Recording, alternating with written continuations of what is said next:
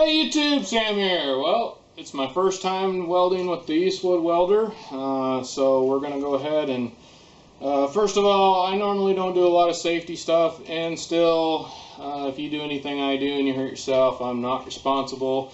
I'm an amateur at this, so I'm just going by what I do for my own personal safety. And like I said, I normally don't do a lot of safety stuff, but there are some things when you're welding you really should at least minimally do. The main thing, helmet, an actual welding helmet that works, I mean, for what you're doing. It should go without say, but a lot of people, even in TV shows, weld without the welding helmets, which I admittedly have done as well. Sometimes you're just tacking something up, you don't use that.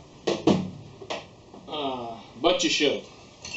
The next thing, safety as far as I got a 100% cotton sweater here. I got a jean jacket, which is cotton on the outside. Admittedly, the inside has some other things. Big safety thing, always have a fire extinguisher because you're dealing with things that could catch on fire. Now, it's warmer right now, but I still have jean pants. Now, I rarely wear jeans, but yet again, 100% cotton. You can go to Goodwill. I mean, you can go buy some fairly decent priced welding jackets and clothing and that kind of stuff. But really, you can go to Goodwill or Value Village and pick up a pair of jeans that are pretty cheap, and a 100% cotton t-shirt. Now, I went to Harbor Freight and got these. I haven't used them yet, but we'll try them. But those should cover my arms, because there are UV rays when you weld with this type of welder. So you want to cover your skin quite a bit. I also have a hat here that covers my bald head and the back of my neck for when BBs shoot over the top and hit you in the head or go down your shirt. That's never any fun.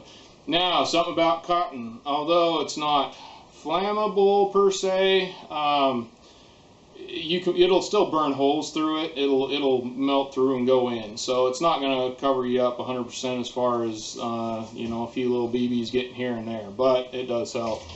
Also, I have a pair of gloves. Never use these. These are also Harbor Freight Vulcan gloves. You know, don't know anything about those, but I'm going to try those out. And honestly, I usually either always wore kind of mechanics gloves or a pair of leather like work gloves, but these are pretty cheap and I wanted to try them out, and they cover a little bit more. The next thing, I've never used a respirator while welding, but I have made myself sick a couple times welding things that I wasn't positive of what they were. And you weld on galvanized and those kind of things, which I have admittedly done, and supposedly you can kill yourself, or at very least shorten your life a little bit. So, especially if you're not in a well-ventilated area. So I do have a 3M mask. Now the filters on here are for painting. I think they would probably work for most everything I'm going to do today, but if I was doing galvanized and things like that, I went to Amazon and I kind of looked around and saw what people were using. I'm going to go ahead and open this up now. Now, you want to leave these closed. Your filters, this one's in a bag. I also put it inside of a coffee can with the lid on it, because you want to keep the air out of these filters. The air is what destroys them. They only last a certain amount of time anyway, but the longer you can keep them out of oxygen, the better they'll stay. So until you're ready to use them, don't open them up. And what I found was I think it's 2297s. There are some pink ones out there that also work for all these things, but these ones, just everybody said, was a little bit better. It's the 3M, and they're actually, you know, more for welding. They have the P100, but not all P100s are evenly declared. That's a totally different thing. You really got to look and see what the filter is used for, because I picked up some P100 pink ones that look a lot like the ones you see people using, and they actually said right on it, not for welding. So you really do need to be aware of what you're using with your mask to make sure everything's good. And yet again, when I'm done with these, I'm going to throw those in a Ziploc bag, and I'm going to put them in another coffee can so that they'll last as long as I possibly can. So, oh, and footwear. I've actually seen, when I went to school, a kid's shoes catch on fire when he was welding because he had tennis shoes on. You want leather, as much leather as you possibly can, as far as, you know. I actually keep these ones in my welding cart for if I'm wearing a pair of tennis shoes for some reason. I usually am not. What I'm wearing now should be fine. In fact, these ones, even this part could catch on fire because it's not leather. The ones I have on right now, the tongue is leather.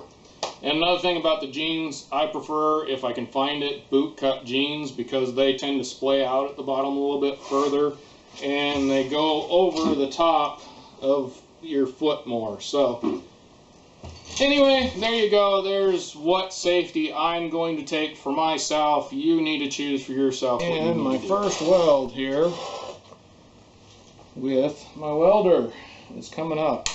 Now, I've prepped these and I've ground them different ways for my own testing.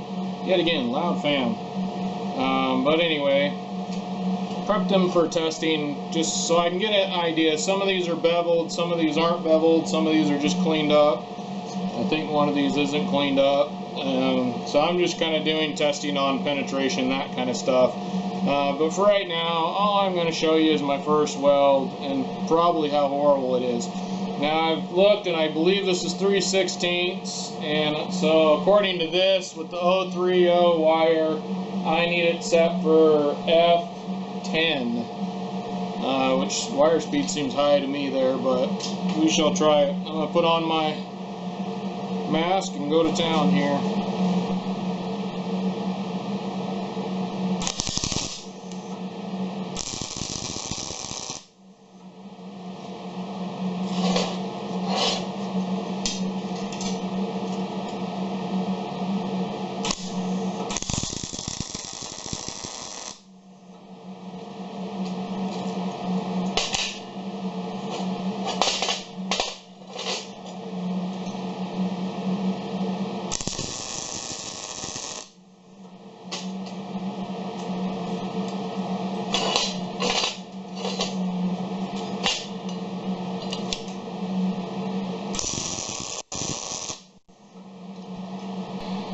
Well, first of all, it's been a long time since I welded with a machine like this, so I am very, very out of practice. But I got 4 tack welds down.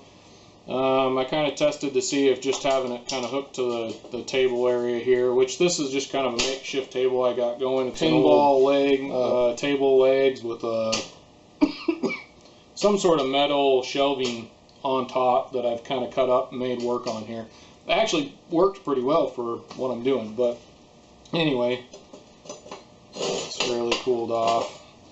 As far as the first one, none of them look like they, well, I was going to say penetrated, but I can actually see a little bit in this one.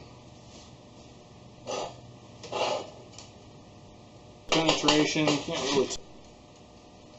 This one right here actually got a little bit of penetration. I don't see a whole lot inside, so it doesn't seem like it really penetrated great, to be honest. Those two are okay on here. I can at least see some burnt spots. So I would probably, I'm thinking, turn down the speed and turn up the heat a little bit, maybe, personally, but we shall see. Well, we're going to try this, and I know you can't see anything right now, but I actually have a welding lens covered up over the top of the camera lens, and it's rubber banded. So we are going to try and see what happens. Hopefully it works.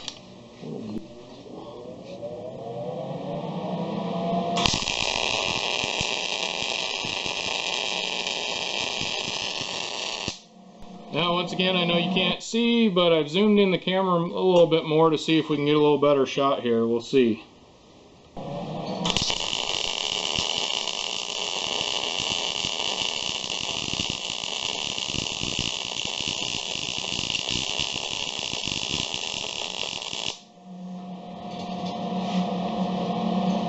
That looks a little better. I'm trying to get some cool welding shots. We'll see how well this works out. To be honest, this is both testing the machine, giving you a first look at what I'm doing, and as far as welding is concerned.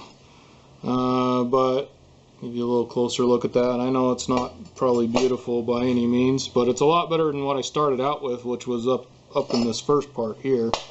And as far as penetration, yeah, that's quite a bit better. It's still not, I don't see a lot of bubble back through, for lack of a better way of putting it, but I can see a good heat ring all the way through there. So I'm pretty happy with where I'm set up right now. And these are all pieces that I'm going to be using for my welding table that I'm working with here. And as you can see, it's a pretty big gap, I'm filling here too. So yeah, another great thing about the MIG welders, they definitely will hold a better gap. We shall see. Once I get to the side, I have a bigger bevel on one side and a smaller bevel on this side, and I bet that smaller bevel will actually kind of work a little better. But I am pretty darn happy with that weld personally, especially since how long it's been since I've actually messed with one of these machines. So I didn't mention my bottle is set at about 11 or 12 CFH. That's the red numbers on the inside. You don't want to go with the outside numbers, you want to go with the inside numbers. Now the book actually says to go around 20 CFH, but if you watch a lot of their videos, they go from 12 to 15. So I actually am going to turn this up a little bit. And then my setting, let's see here. My setting, I actually have it in between G and H. So that's where the infinite settings are working for me right now. And about in between 8 and 9. Yet again, infinite settings working out for me right now. For the weld you just saw. Now, yet again, if you think that's the worst weld you've ever seen, maybe you should try and figure out where you want it. But I'm pretty happy with that.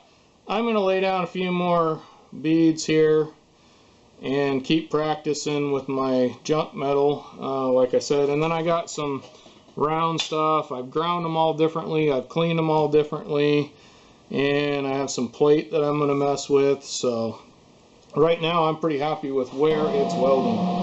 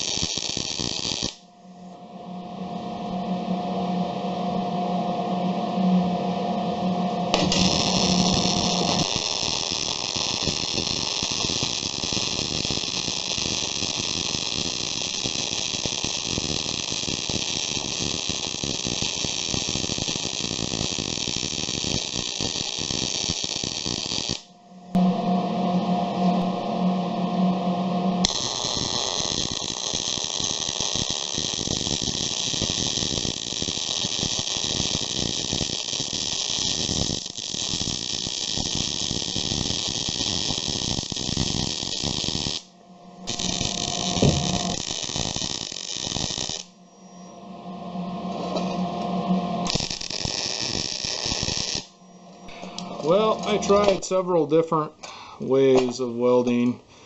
A couple things. I know I'm not holding the shield there long enough at the end of my welds. I'm pulling it away too soon. This is the worst one. I was trying to kind of do an uphill weld, and I just have lost a lot of my skills, for lack of a better way of saying it. Towards the end, I just flipped it up, finished it off. Admittedly, the penetration is not really what I was hoping, as far as what I was hoping to see. You know, you can see the heat ring, kind of, lack of a better way. It's kind of that gray brown heat ring in here, but I don't see any bubbling or anything like that really on any of them, except for maybe this one. I think that first one, where once I first set it, it was the best one. But the rest of them, I don't know. This one's okay over on this side, but they just don't quite have the penetration I was hoping. So I don't know if I need to turn my heat up, because this is a little thicker maybe than what I think it is. And my wire speed down a little bit. I'm going to just mess around with this for a while. You don't need to watch me sit here and do a bunch of test I'm pretty welding. Happy with it so far for my skills. Right now, I know I'm not doing everything right. I need to get it set up and do some more testing before I, am going to be very good at it anymore. And even then, I probably won't do it enough to be very good at it. But I do think these are fairly strong welds. I don't believe that I'd have any problem welding my welding table up with welds like this and them holding, especially the way I'm planning on doing it. So keep an eye out for that video. I think I'm going to be done for now. As far as the machine, I haven't used it enough to be able to give you a whole lot, or any of the rest of the stuff I'm using. It's all new to me right now again, so I'm going to be learning for a while. This was just testing. I told you I wanted to show you my very first. I'm going to start with the beginning, and keep on keeping an eye out for different welding things I'm going to be doing. I won't ever probably do it enough to be expert, skilled, or anything like that. But I'm hoping I get better as time goes on. Again, when I did it in school and was doing it a lot, I got pretty good at it. So just the more I play around with it, the more you'll see as far as actual welding stuff. But right now, I'm pretty happy with where I'm at. Just keep an eye out for my welding table one when I throw some beads down. I'm happy with them, and I'm going to do some more testing and try and get my penetration a little better on this, and do a few more things. But I don't think you guys need to watch that. This was just testing to see if I can get some welding shots through my lens. I ended up busting the lens on the floor, unfortunately. But that last shot I did actually was a piece of the busted lens that I kind of cleaned up with a grinder, put a couple grooves in it. Here, I'll show it to you. Put a couple grooves in it, and I can put rubber bands in those grooves and just kind of hold it right over the lens. So if I can keep that around without losing it, hopefully we'll have some more welding stuff. If not, I got another lens that just is pretty dusty and needs cleaned up. So a lot of testing going on. Hopefully you enjoyed this video. I know it wasn't a whole lot of anything, but I figured I'd do some welding for you. Alright, this is Sam, Jack of all, Master none. You all have a good one.